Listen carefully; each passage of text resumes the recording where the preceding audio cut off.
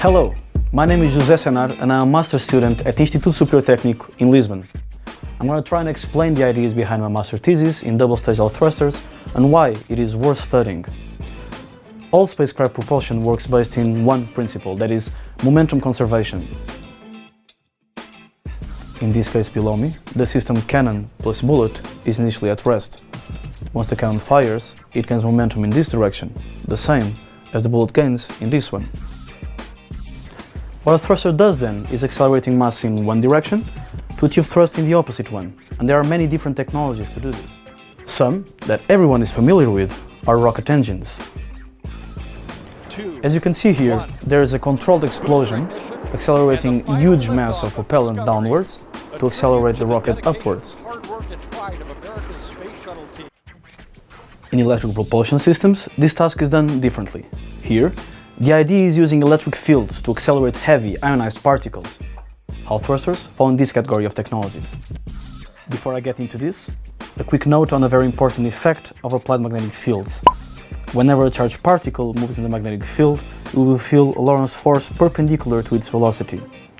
This will cause them to rotate around the magnetic field with a so-called Larmor radius that is proportional to the mass of the particle and inversely proportional to the intensity of the field. Let's keep that in mind for now. This scheme is of a Hall thruster and shows the thruster channel, the anode, the cathode, and the strong radial magnetic field applied near the exhaust. Electrons will leave this cathode towards the anode, crossing the magnetized region.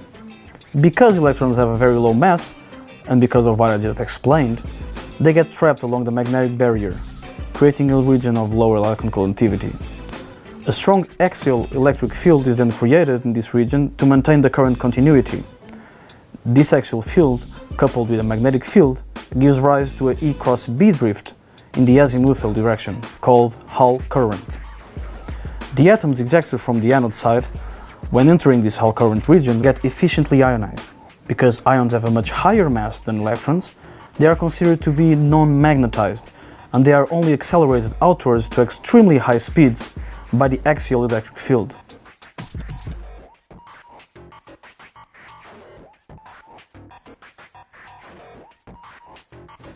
Great, but we see that ionization of the gas and ion acceleration are linked through the electric field, which means that specific impulse is always dependent on the thrust and vice versa. The double-stage concept aims at solving just that. The idea is to add an external ionization source to the usual radial magnetic field region so that specific impulse and thrust can be controlled independently and different regimes of operation can be achieved. Several attempts have been made at this area, but with little success. My thesis is focused on a new double-stage concept which has been designed to study the capability of double-stage Hall thrusters to control independently ionization of the gas and acceleration of the ions. In here comes the ID Hall. The inductively coupled double-stage Hall thruster, or ID Hall, is a novel concept designed and developed at the LAPLACE Laboratory in Toulouse. In this concept, the ionizing stage consists of a conducting coil.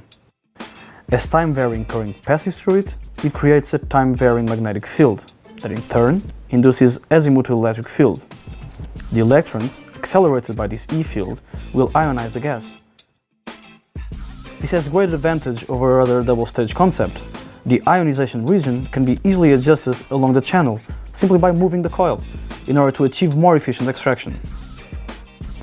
My task will be to set up the retarding potential analyzer characterization method to measure the ion velocity distribution in these devices.